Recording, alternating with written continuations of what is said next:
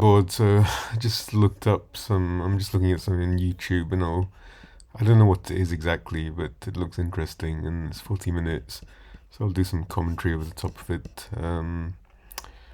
But yeah, let's see how it goes. I'm Sarah Hansen, and today I'm talking with financial economist Andrew Lowe, whose videos have been viewed millions of times on our channel. I ask Andrew how he makes a topic like finance accessible to everyone. It's amazing how bad we are as Homo sapiens in managing our finances. We also get personal about his own learning journey. I have a learning issue. It's the mathematical equivalent of dyslexia, dyscalculia. You do? And I get his answer to the question, should I use ChatGPT to plan my retirement? You see numbers in a weird way. All this and more on Chalk Radio.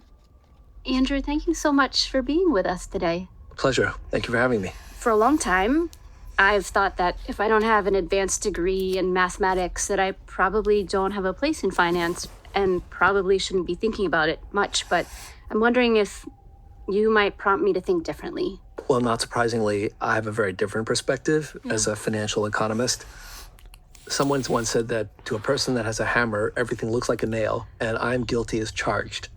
I learned early on in life that virtually everything at some point or another ends up being about money, particularly with regard to any kind of innovative pursuits for entrepreneurship or career-wise. At some point or another, you're going to have to deal with money, and then you need to speak the language of finance. Yeah. So that's what really motivated me to learn how to speak that and then ultimately be able to develop new words and sentences in that language. Well, yes, it does come down to money, but money is kind of irrelevant because you don't actually need money for anything. What you need is resource. And money is an analogy for resource. If you have money, you have access to resource, and you can use any resource regardless of having it locally or not. You can, you don't have to own every kind of resource to be rich. You can just own a lot of money and have access to every kind of resource, and that's what makes you rich. So money is a resource, a tool to obtain resource. It's not an end to itself. There's no point being rich if you do fuck all with it, right? If you waste your money on useless resource or useless endeavors, it's a waste of fucking time. You might as well not have any money.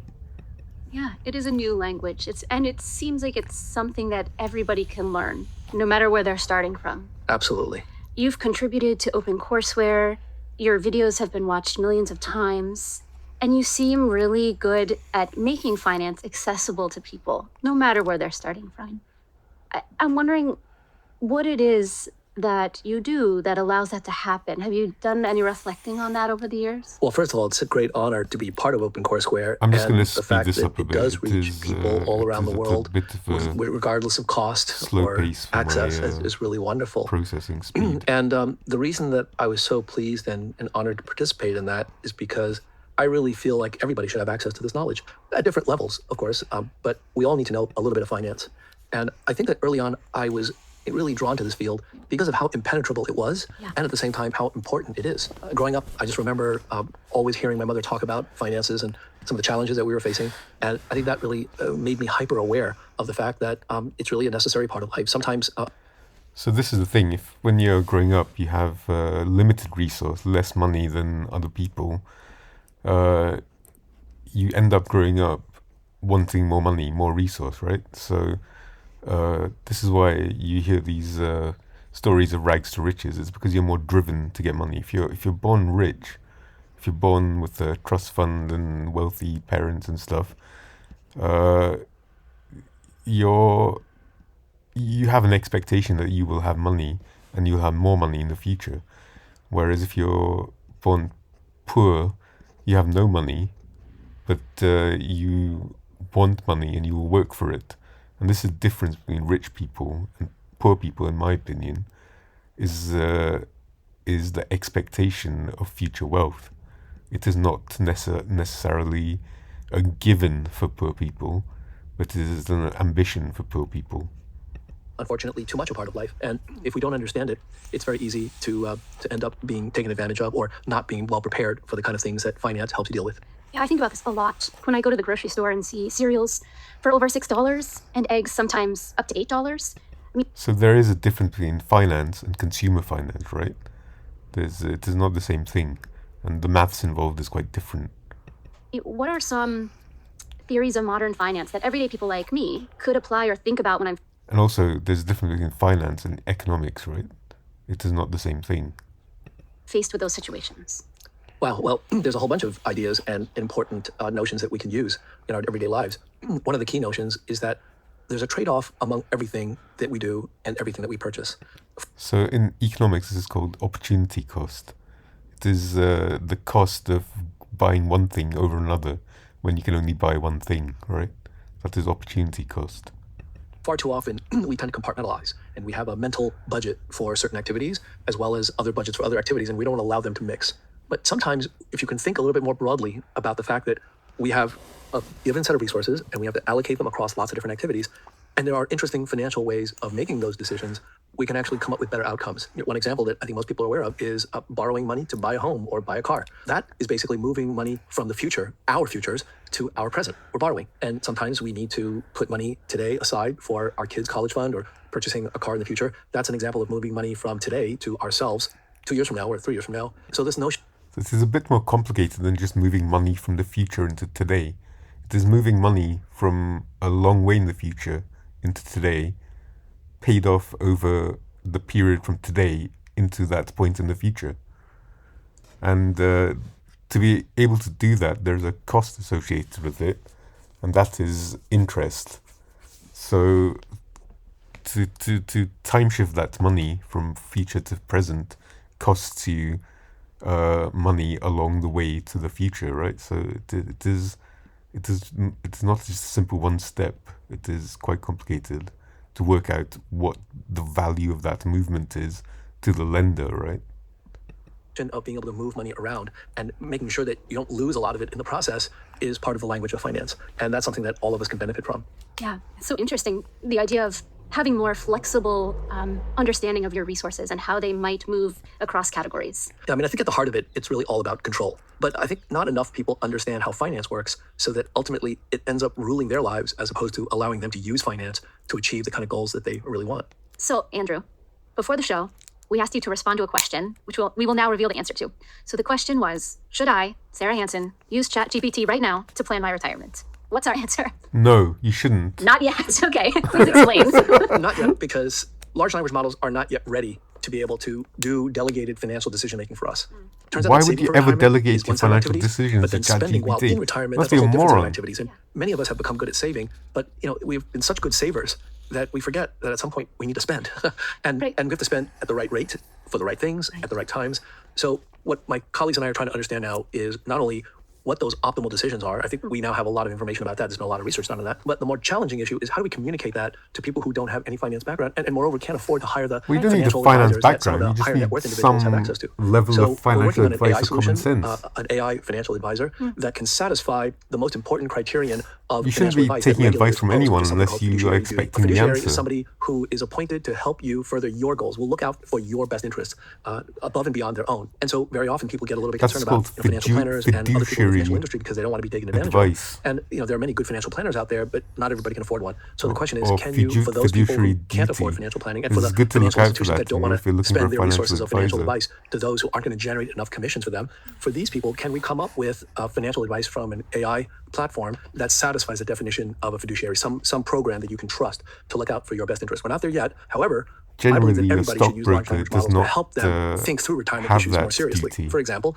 ask ChatGPT, what are the biggest issues that I need to focus on for my retirement? How much time do I have? What kind of ideas and products and services should I make use of? How do I get better financial information? How do I learn more about these problems? All of those things, I think ChatGPT can do a pretty good job at, but I wouldn't let it make your decisions for you. Real question for you. You I shouldn't know let a lot of times when I ChatGPT put in a make prompt any that's decisions for within you, not my just domain of financial. expertise, some of it will be good, but some of it's kind of garbage and not all that accurate. So as a person who doesn't know finance, how do I know I can trust the answers that are coming back, even about those general type of questions? You have to Well, know the so that's really ballpark. why you need to have additional time and effort employed in thinking through these issues, not just by yourself, but with friends need and to know family. the ballpark So we answer. need human support for thinking about how large language models can work either well or in some cases not so well. Filter out And in the any case, bullshit, if you 'cause- are planning for your retirement, at some point or another, you're going Because LLMs basically have no idea what is bullshit and what is not bullshit, right? They take all the information and spout it out at you, and they have no idea whether it's true or not, because objectively they can't tell. If the training data they have includes bullshit and non-bullshit, they can't weight it as bullshit or not. They can weight the total sum of what the same things are that people are saying, but they wouldn't be able to tell you. Like, a simple example is a lot of people believe in God, a lot of people don't believe in God, but there's no objective answer for if God exists, right? So if you ask, does God exist to ChatGPT, it's going to give you a 50-50 answer based on the amount of training data it has on people that believe in God and people that don't believe in God, right? The answer is still up to you, whether you believe in God. Why would you say if ChatGPT takes one way or the other? You know what I'm saying? So it knows fuck all about anything, mate.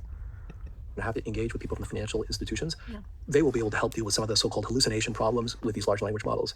But the answer is like anything else that we do. How do you know that your doctor is always giving you the best information? Doctors are very highly trained, but they do make mistakes. So get a second opinion, get a third opinion, talk to your family members. Ultimately, you're going to be responsible for your own decisions. But the more informed you can be, and the more you can check the accuracy of the information, and that information come from humans or from chatbots, I think those are the ways that we've developed for making sure that we make the best decisions possible to get a better handle on this. The better the data you have, the better your processing of data, and the better your understanding of your question, the better decision you can make. And that goes without or with ChatGPT or a second opinion or whatever. If you are better informed about your question and the variety of answers and what the options are, you don't need to ask anyone. You can just work it out yourself. But you ask people for the same way that you do it for yourself. It's for a ballpark figure. So if someone says the same thing with a similar kind of reasoning, you accept that your combined answers are better than either of the advice from one person or yourself. So this is why communication and collaboration is good in decision making, but ultimately, like he says, the decision is up to you and the consequences are up to you. So decision making is difficult for most people, where people are indecisive, people make bad decisions, people reverse their decisions. But once you've made a decision, my advice is to go with it unless new information arises. If new information arises, you can change your decision, but based on the same information at the same time, it is a good decision or a bad decision, and you have to take the consequences of that. The idea would be to start this in your 20s if you can. Start learning and start using these applications to really begin to save. Exactly. Start making Many good decisions in your 20s. That the decisions that they make early on can have just tremendous consequences 30, 40 years 100%. From now. We now know that about health. We know that if we don't eat right, even as a teenager, we can affect our health when we get to middle age.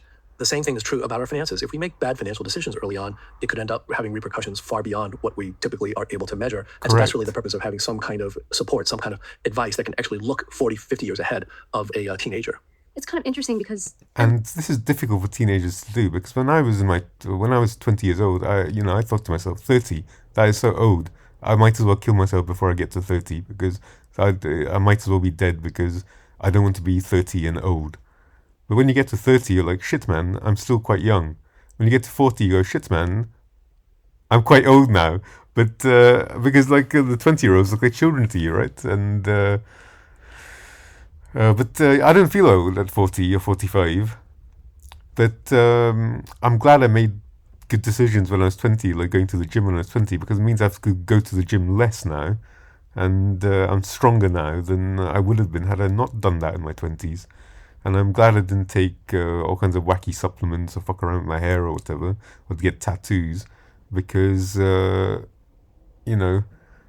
are permanent decisions that affect you all your life if you're 20, and choosing to delay those kind of permanent decisions is a good idea.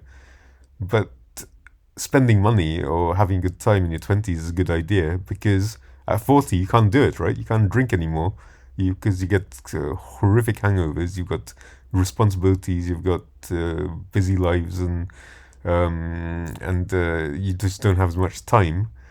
So in your 20s, going out for a drink every night is a good idea, but in your 40s, it's probably not a good idea. So this is the thing about making the right decision at the right time. Timing is everything in life.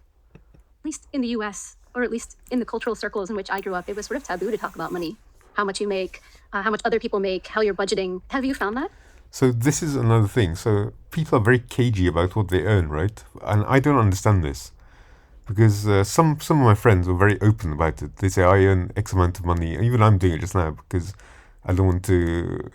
I can't remember the exact numbers as the reason, but I earn X amount of money, and this is my bonus and stuff. And for me, that was really good information because when we went out, when we went to restaurants, when we went to any events or holidays or whatever, I knew what the budget was. I'd be like, okay, I earn the same as you. We can do the same thing based on a similar spending pattern because you're my friend. Whereas people that were cagey about their money, like I didn't know whether they could afford one pint, one cocktail, one Red Bull, or fuck all, mate. You know what I mean? So it made decision making harder for me because it wasn't clear and transparent, like what the budget was, right? So if I said, "Do you want to go on holiday? It costs £200," I didn't know whether that was a cheap holiday or an expensive holiday for some people. Whereas for people that shared their finances, relatively openly, I knew it was a cheap holiday, and actually we had about some spending money as well. Whereas for some people, I'd be like, oh, and it was just pain in the ass, right? Because if you go on holiday with someone, they're like, oh no, I cannot afford this. Oh no, I can only have 1 pint. No, I cannot get around. It fucking ruins the holiday, right? So this is what I mean. So, with your close friends or your friends, like being open about finances, it just makes everything easier for everyone. You can just go, shit, I can't afford it, mate. Sorry, mate. I only earn 28K. I can't afford the Maldives holiday. Sorry. And there's no issue with that. Whereas if you go, all right, maybe I'll come. Maybe, okay, maybe, and then you go, no, I'm busy now. Well, that fucks up the whole plan, right? And it's a pain in the fucking ass when people do that, when basically they can't afford it. In this context? Absolutely. And that's actually one of the reasons why you want to have a fiduciary. You want to have somebody you can talk to about your deepest secrets, your financial goals, your constraints, the concerns that you have about losing your job or not being able to find a job, and be able to get honest advice about what to do about it. Many of us have good friends that we can rely on for that. But if you don't have a friend who has financial expertise, what do you do? Yeah. So the hope is that maybe a platform, a reliable AI platform that is able to serve as a fiduciary can really help individuals with all of their concerns. Yeah. So an AI platform cannot do this, right? An AI platform cannot do this. And the simple reason is it does not have enough information about you, and you would not want to share that information with an AI platform. So this is an impossibility. AI platform cannot give you fiduciary advice. It is not possible. Okay? Because a human can understand the emotional aspects of financial decisions, and an AI cannot. So it is not possible. Okay? Some financial decisions are not necessarily objective. They are sometimes quite emotional, depending on the circumstances, right? And AI is not the right. It'll never happen because until and you might. Why the fuck would you do it? You might as well ask a human. Why the fuck would you ask an AI for emotionally charged advice? Because what the fiduciary advice does, it takes the emotion out of it, gives you some options, but the options are emotionally different to objective options, right? Because they'll say, okay, yes, you will earn more money by selling this house in a year, but to get through this divorce, you sell it now. The AI won't tell you that. It's going to be a game changer, for sure. What are some of the dangers, pitfalls, or challenges that might come with leveraging AI to give financial advice to people who do not have financial expertise? Well, the AI can make nice charts and pictures. It can do the maths, but I just don't see AI giving financial advice, since AI can't make money, right, independently of humans. Like, why the fuck would you take advice from an AI? Great tool can easily be abused. And I think we have to worry about the fact that if we have a financial planning tool that is AI driven, can that be abused? What if we were to ask this AI to engage in illicit activities for our financial betterment? Is that something that we should be able to do? Oh, now we're getting to AI ethics, right? Now this is a whole different can of worms, because financial decisions are also done for reasons that are unethical, right? How do I fuck this person over? How do I get the most out of them? How do I maximize profit for a gambling company to get the most out of its customers, right? And if these kind of AIs are making decisions, like what other kind of decisions can that mechanism make, right? And it is a whole deep, slippery slope into bad AI, right? And humans can make morally ambiguous decisions, but they are not necessarily morally ambiguous people, right? They still have a strong sense of right and wrong. Even criminals have a strong sense of right and wrong. Maybe it's on a different end of the scale of normal or whatever the normal distribution is for that. But AI, once it goes into morally ambiguous or bad decisions, like it just keeps going. That is what LLMs do. Once they have a data set, they keep going down that path with it. And to correct it takes more data, right? More good data than may be available. Do you understand what I'm saying? So morally ambiguous decisions are best left to humans. In fact, all decisions are best left to humans. Is it something that the AIs should guard against? You get into all sorts of tricky ethical questions about how these tools are used. And so I think that those of us who are developing the technologies really require spending more time thinking about the ethical dimensions. That's not something that you typically focus on in your research, but for us now, given how far AI has come and what it can do, we have to be much more proactive about thinking about these unintended consequences. Yeah, and just how fast everything is changing. The technology is so fluid and so fast, and honestly, not all that transparent most of the time. Yeah, that's a concern that I think most people don't really appreciate. So to explain this, and this is also why AI should make decisions, the AI can't really explain to you why it's made the decision, right? Because the path it takes to make the decision through the data set it uses may be very non-linear, right? It may be wacky with all kinds of wacky bits in the line that connects the starting point, the question, with the end point, the answer, right? So it may be this like meandering, unconnected, random path, right? And it cannot explain it to you. It cannot go, I just picked a random point from this point, and it seemed to give me a good, efficient path through the data set, so I took it. And you go, but what does that mean? And it can't tell you what it means. Yet, it's true that there's always been technology that has made advances and as a result has created winners and losers. When the horse-drawn buggy gave way to railroads and then eventually to automobiles, people lost their jobs and people had to be retrained. But there is a big difference between that technology and the current set of technologies. And it's exactly what you said. It's about speed. Mm-hmm. The fact is that right now, AI is moving at such breakneck pace that within a very short period of time, we can actually have large parts of our population unemployed. And the hope of retraining them in time for them to make a difference for their lives can be very challenging given how quickly things are moving. So I think that's the one concern that the AI researchers are thinking about. And this swings back to money.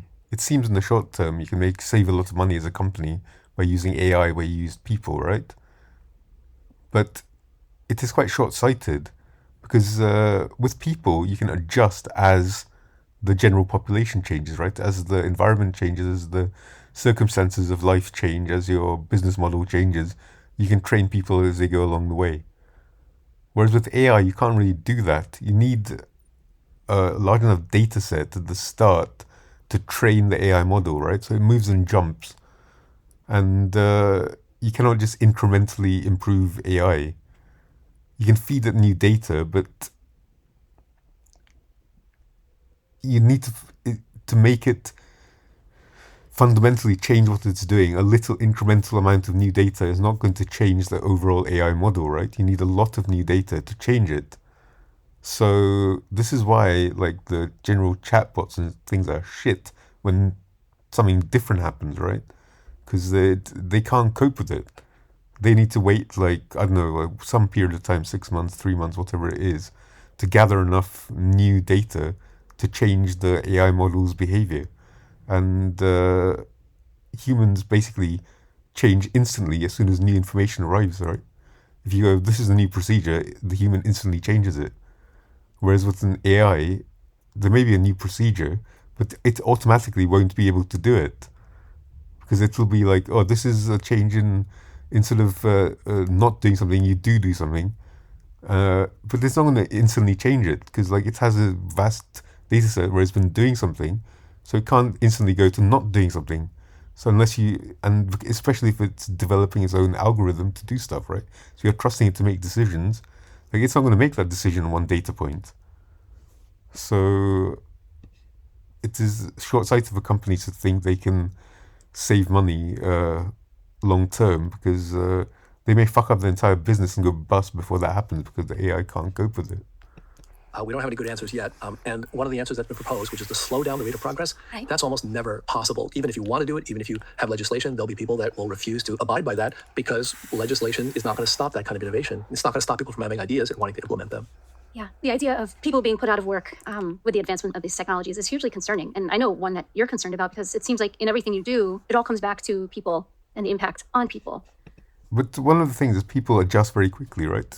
Someone who is put out of work by an AI chatbot, right, does not immediately become useless. They have a lot of skills, right, that can be used in other ways, and they learn quickly. So it may be that they were in a call center and they've been replaced by a chatbot, but they can work as, I don't know, like an usher, someone that's till or whatever. It's transferable skills. So humans have a lot of transferable skills, and the AI really doesn't. So once a model does something, that's what it does. So this generalized artificial intelligence that the human has, generalized human intelligence, to put that into an AI, I mean, at any speed of processing and any amount of data, like an AI will never be able to match it because it is just not possible to do that. You cannot give a computer all the information, all the energy to process it, and and take the decision from it because like how the fuck would you ever do that, and why would you ever do that, and why would you ever want that? Because we don't need that ever. I'm wondering where that drive comes from. Where did your interest in leveraging finance to positively impact people's lives come from? Because it didn't have to. There's a lot you can do with money and not worry about positively impacting people. So tell us a little bit about that. Well, yeah, I have to say that So if you have money, a lot of it, and you don't positively impact people, right, you're a cunt. And that is the end of the matter for me. that was really not something that I had planned. Much of my early career was focused on applying mathematical and statistical models to investment problems, developing trading strategies, risk management policies, various kinds of systemic risk measures. It was really all geared around the amazing impact that this technology could have on the field itself, on finance, making finance better. And in some of the things that I did in practice on the commercial side, started up my own asset management company and ultimately implemented some of these strategies for various kinds of hedge funds and investors. And at some point, I mean, it was very satisfying. But at some point, I started to wonder whether or not, this was it. This is, what I was meant to do. And around that time, it's about 20 years ago, a number of friends and family all developed cancer at the same time. Within 7 years, 6 people close to me all died, including my mother. I really never dealt with death up close and personal before that. And so it was a big wake-up call. And through that process, realized that finance plays a pretty big role in cancer drug development. Finance plays a pretty big role in all aspects of death, actually. And, the entire massive sectors in finance are solely focused on death and accidents. I'm talking about insurance basically, and life insurance and all this kind of stuff, which is, to simplify it and to make it concise. All insurance companies are essentially trying to predict when something will die, right? Like, what is the optimum date that something dies to make money on that? What they don't like is people living too long or dying too early. So they want to know when you die. So they're trying to calculate your date of death. The more accurately they do that, the better their financial position is. I was pretty naive at the time. I just thought that if there was a patient in need and there was some great technology that could help that patient, that somehow magically money would just come sprinkling down and develop the drug. But when I looked into it, talked to my colleagues here in Cambridge, it became very obvious to me that that was not the case, that there were many examples of good drugs that could help lots of patients that will never, ever see it to market because there was not enough financing to bring that to the patients. So that's when I started thinking about how finance could play a role in that. And it was actually totally selfish. I wanted to figure out how to help my friends and family and how to get better drugs to them. But in doing so, it just made me realize the power of finance and the responsibility that we have, given that we understand the kind of things that other people don't about how to finance certain kinds of projects, about how to bring money to a particular area and really make it go faster. That we also have a responsibility to take some of these ideas and implement them for those really high impact, high societal impact kinds of pursuits. So I started with that, and then one thing led to another, and I began thinking more broadly about how finance impacts society in general. So this goes to like human ethics now. So there are some medical conditions that could be cured but aren't. Okay, because it is either you because either you wouldn't make money on it, or it is more profitable to treat it in a marginal way continuously rather than cure it fully. And these kind of decisions are, finance aside, they are, in my opinion, like completely bankrupt, right? If you make that decision to not do that, to not cure a condition rather than make money, right? That is like dealing in death, right? You're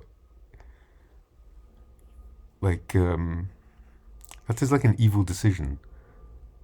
That is, you're choosing death over life for money. That is like the definition of an evil devil decision, right? Because you've chosen money over life. And realizing that there are many things that we can do to further all sorts of different goals, climate change, energy transition. There are so many different issues that really are crying out for new business models and financing strategies. And these are well-known tools that all financial economists know, but we haven't really spent time thinking about the applications. So that's been a really rewarding aspect of my current focus. Yeah. Could you give an example of how a different business model might radically change the climate trajectory that we're on? Sure. Let's talk about energy transition, because clearly we are not in the process of transitioning very quickly. That's right. In fact, right now, about 82% of the world's energy usage is in the form of fossil fuels. I think that might be down from 83 or 84% 10 years ago. It's not enough. And we're not making a difference fast enough. A number of people who know a lot more about the issues than I do have said that we're not really right now in the business of transitioning, because it's not as if we are declining our usage of energy. If anything, it's growing. So what we need to do is to come up with new sources of energy addition as opposed to energy transition. Oh, that's interesting. And so what do you do with that? Where do you go? And there are three. So one of the things with energy, right, is that, like you said, energy usage goes up, right? As society advances, you use more energy, right? You don't cook over open fire. You have, a six ring massive hob with 2 double ovens or whatever, right? And instead of using a leaf to cool yourself down in the hot day, you have air conditioning at fucking fridge temperature, right? But one of the things with fossil fuels is it's not just about carbon, right? Fossil fuels are useful for other things, right? Oil is it is a product you cannot recreate. It is limited, and it is very useful, right, in other industries and stuff. So it is to burn oil as fuel when it is chemically quite complicated and useful. Maybe in the future that oil might have been more useful for something else, and you go, fuck, I burnt it commuting to work 3 hours a day, right? When I could have, I don't know, done whatever the fuck oil does in the future, right? With new technology or new advances in processing. And you go, fuck, we cannot make any more oil. We are fucked, mate. We are fucked. We all die because we should have done that. We can't solve this new problem because we ate all the oil. So that's why lots of limited resources should be conserved, because we don't know what their use is in the future. Even though the use now may be quite useful, there should be reserves of oil left for future, right? We cannot just burn through all the fucking oil and go, right, now we have to find a new energy resource that's maybe dependent on something you need from oil, right? So, all right, we cannot use the sun anymore because, like, we can't do something that needs oil. We're fucked. we're completely fucked. We die as a species. So all resources should have quotas where it is preserved for some future use case, right? Which we are not aware of. Totally green sources of energy that my colleagues tell me right now that are not in the renewable space. Obviously, solar, wind, hydro is important, but they're not always there when we need it. We need to develop better battery technologies, and that's all happening. That's good, but again, not enough. So if we want to speed up the process of energy addition, we need new sources of green energy, and there are three. There's nuclear fission, nuclear fusion, and geothermal. And all of these should be areas that we pursue. And so imagine if we could support all sorts of different investment projects in all three areas and really make a concerted effort to develop these new sources of green energy. That's an example of what finance can do, but we need to develop the political will to be able to do that. And so out of those three choices, right, nuclear fission and nuclear fusion are basically the same thing, right? They're complicated versions of one or the other, right, inverse or whatever. But at the fundamental level, all those three technologies are the same 18th, 17th, 19th century technology, right? They are essentially steam turbines, right? And this is what I explain. No matter how complicated the nuclear aspect of fusion and fission and thing and geothermal, whatever it is simply all that technology is doing is heating something up to turn water into steam to drive a turbine, which drives a generator to make electricity. Okay? This is the same thing that oil-fired power stations do, coal-fired. It is all based on 18th century technology to make a steam turbine that spins round and makes electricity at 240 AC. That's it. All electricity generation is making something spin round with steam. So we are using very old technology and pretending like it's very complicated, very new, and very futuristic. It's not. It's a steam fucking turbine, right? You can do the same thing with your fucking kettle. Okay? That's what it is. Make something hot, turn water into steam, make something spin round. That is the entirety of electricity generation everywhere, including solar at the moment. And then hydroelectric is even more basic. You don't even fucking need steam. You just fucking spin something round, mate. With water going down a hill. It is energy generation is very rudimentary. Seriously. And even part of that can be hastened by finance, because we can show that governments can actually save money in the long run by investing in these. If they can get a good rate of return on these investments, they're much more likely to be able to write the checks that we need now. Yeah, it really does all come down to money. Unfortunately, in most cases, that seems to be true. But fortunately, the world has become wealthier. And largely that's happened because of industrialization. And so I'll leave it there for now. That is, I've been talking quite a lot, and I'll maybe continue this later. But or you can, it's the title up here. You can have a look at it. But me talking for an hour is probably not. No one even watches these videos for more than 30 seconds or 2 seconds. So if you do, well done, mate. You're better than 99.6 sigmas of all the population. All right. See you later. Bye.